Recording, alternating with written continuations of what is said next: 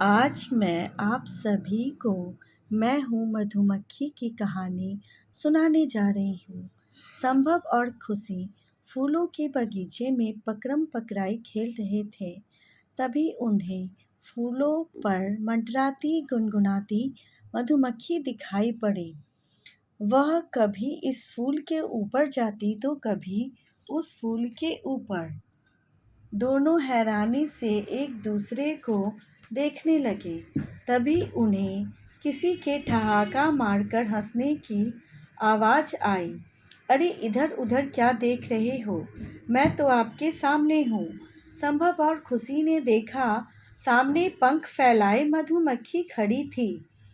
वह बड़े प्यार से बोली, बच्चों जानते हो मैं कौन हूँ? मैं हूँ शहद की मक्खी। हाँ हाँ, वही शहद जिसे आप खूब मज़े से खाते हैं। संभव बात काटते हुए बोला, पर तुम तो बहुत छोटी हो, तुम शहद कैसे बनाती हो? मधुमक्खी हंसकर बोली, ठीक है चलो मैं आपको अपने बारे में बताती हूँ। हमारे शरीर पर छोटे छोटे बाल और छोटे छोटे पंख होते हैं। यही पंख उड़ने में हमारी सहायता करते हैं। हमारी भी आपकी तरह दो आँखें होती हैं जो सिर के दोनों ओर होती है। प्रत्येक आँख में लगभग 6000 लेंस होते हैं।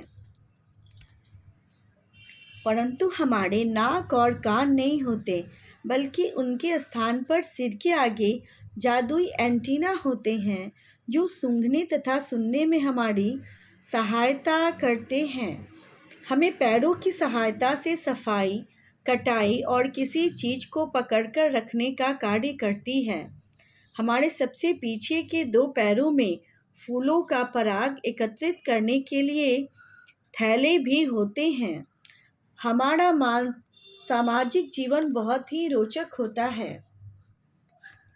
हमें अकेले रहने और अकेले खाने की आदत नहीं होती। हम प्रायः छत्ता बनाकर समूह में ही रहती हैं। प्रत्येक छत्ते में एक रानी मक्खी होती है। हम सभी मधुमक्खियाँ उसके निर्देशों का पालन करती हैं। रानी मक्खी केवल अंडे देने का कार्य करती है। वह आकार में हम सभी मधुमक्खियों से बड़ी होती हैं। हम सभी मधुमक्खियाँ रानी मधुमक्खी की देखभाल करती हैं। सर्दियों में ठंड से बचाव के लिए हम सभी मधुमक्खियाँ रानी मधुमक्खी के आसपास घेरा बनाकर रहती हैं।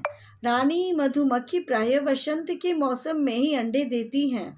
हम सभी कार्य आपस में मिलजुल कर करती हैं। कुछ मधुमक्खियाँ भोजन जुटाने का कार्य करती हैं तो कुछ छत्ता बनाने का। जानते हो शहद कैसे बनता है? शहद बनाने के लिए हम मधुमक्खियाँ फूलों से रस चूसती हैं, फिर उसे अपने मुंह में इकट्ठा कर लेती हैं। हमारे मुंह की लाड़ इसमें मिल जाती है। हमारी लाड़ में कुछ विशेष प्रकार के रासायनिक पदार्थ होते हैं जिसके फलस्वरूप फूलों का पतला रस खुशबूदार गाढ़े शहद में परिवर्तित हो जाता है।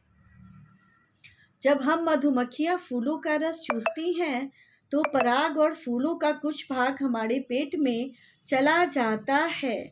वहाँ जाकर यह मोम में बदल जाता है।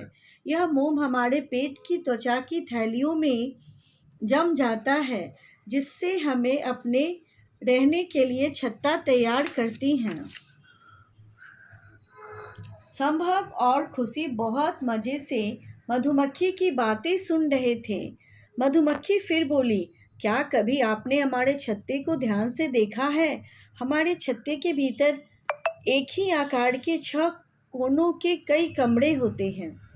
इन कमरों में ही हम मधु एकत्रित करती हैं। बाकी कमरों में रानी मक्खी अंडे देती हैं, जिससे हमारी संख्या बढ़ जाती है।